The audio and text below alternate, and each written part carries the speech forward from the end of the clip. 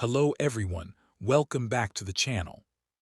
In early January 2026, the world witnessed one of the most audacious special operations in modern history. Operation Absolute Resolve, where U.S. Army Delta Force captured Venezuelan President Nicolás Maduro and his wife Celia Flores in a lightning-fast raid deep inside Caracas. The entire ground assault unfolded in minutes, but the full mission, from initial air insertions to extraction, was constrained by a tight 180-minute window to ensure the team could infiltrate, secure the high-value target, and vanish before dawn and before Venezuelan forces could fully respond. This wasn't just a bold move. It represented the pinnacle of planning, technology, and elite execution. The operation stemmed from months of escalating tensions. The U.S. had long viewed Maduro as a narco-terrorist, with indictments against him for drug trafficking and other crimes. After failed diplomatic efforts and increasing pressure, the decision was made at the highest levels to execute a capture mission rather than a broader invasion. The goal was precise: apprehend Maduro alive, extract him quickly, and minimize casualties on both sides. Intelligence was the foundation of everything. A clandestine CIA team had been operating inside Venezuela for months, gathering extraordinarily detailed information.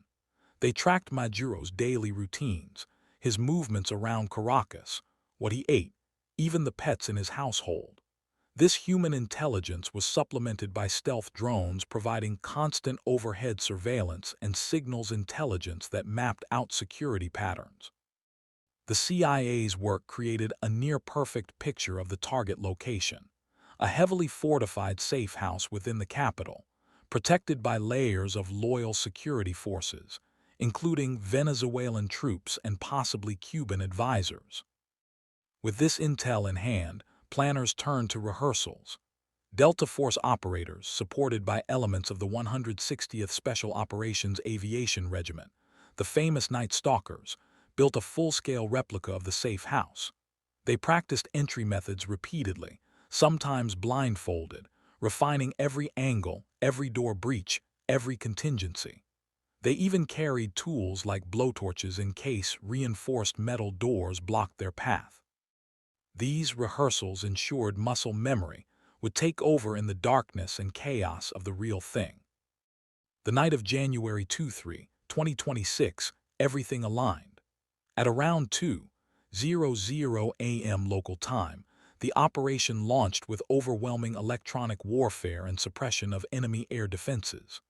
Dozens of U.S. aircraft, including fighters, bombers, and electronic attack platforms, crippled Venezuela's radar systems and air defense sites. Up to 75 potential threats were neutralized or jammed. Power grids in key areas were disrupted, plunging parts of Caracas into darkness and sowing confusion among defenders. This created a window of vulnerability that the assault force exploited immediately. The ground team, primarily around 20 to 40 elite Delta Force operators, with some reports mentioning coordination with FBI hostage rescue team elements, inserted via low-flying MH-60 Black Hawks and MH-47 Chinooks flown by the Night Stalkers. These helicopters hugged the terrain, using night vision and terrain-following radar to avoid detection. Accompanying gunship variants provided immediate close air support if needed. The flight path was carefully chosen to avoid remaining threats, with backup plans ready to destroy airfields if Venezuelan jets attempted to scramble. Once over the target compound in the heart of Caracas, the operators fast-roped or landed directly into the objective area. The breach was swift and precise. Suppressive fire neutralized outer guards in seconds. Inside the building, Delta moved with disciplined speed, clearing rooms methodically. Reports indicate the defensive force, hundreds of troops in some accounts, was overwhelmed almost instantly by superior training, night optics, suppressed weapons, and coordinated tactics. Explosions and gunfire echoed briefly, but the team maintained control.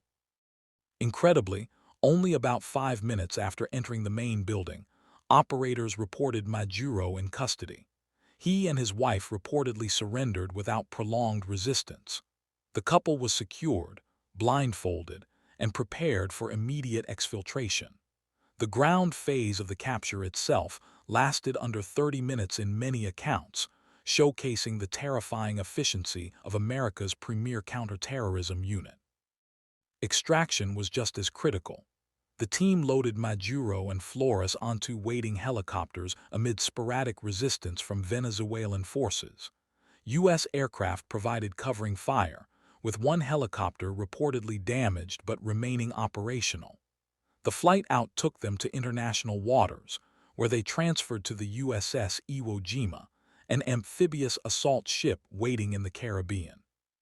From there, the high-value targets were flown onward, eventually reaching U.S. soil for legal proceedings in New York. The entire operation involved over 150 aircraft and around 200 special operations personnel in various support roles, yet the core assault force on the ground was remarkably small. This minimal footprint maximized speed and surprise while reducing exposure. No American lives were lost in the raid, though several service members sustained injuries, primarily from the intense flying conditions and minor engagements. What made this possible in just 180 minutes? First, unmatched intelligence dominance. Knowing exactly where Maduro would be and how his security operated removed guesswork. Second, overwhelming technological superiority, electronic warfare that blinded defenses, stealthy insertions, and precision-guided munitions for suppression. Third, the human element. Delta Force operators are selected through one of the most grueling processes in the military, trained for exactly these high-risk, high-reward missions. Their mindset, discipline, and ability to execute under pressure turned months of preparation into a flawless few minutes on target. The raid drew comparisons to the 2011 operation against Osama bin Laden, but with key differences. Bin Laden's compound was in a remote area. Maduro's was in a bustling capital city of millions. The political stakes were enormous. Capturing a sitting president in his own country risked massive escalation. Yet the U.S. force achieved total surprise, 0 fatalities on their side for the core objective, and a clean getaway. President Trump announced the success shortly after, sharing images of the blindfolded Maduro aboard the Navy ship. The world reacted with shock, debate over international law, and questions about Venezuela's future.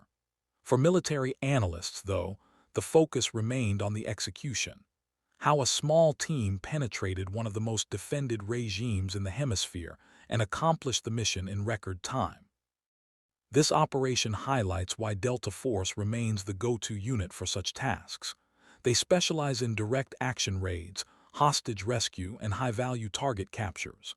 Their motto, "Without warning, without fear," was lived out that night. The integration with CIA intel, Night Stalkers aviation, and broader air power created a synergy that made the impossible routine. In the end, the 180-minute clock wasn't just a deadline, it was a statement. The U.S. demonstrated it could reach into the heart of an adversarial capital, seize a leader, and withdraw before the sun rose. It was precision engineering applied to warfare. Every second planned, every risk calculated, every advantage exploited. The capture of Nicolás Maduro in Operation Absolute Resolve will be studied for decades as a masterclass in modern special operations. It showed that when intelligence, technology, and elite human operators align perfectly, even the most fortified targets can fall in minutes. Thanks for watching this deep dive.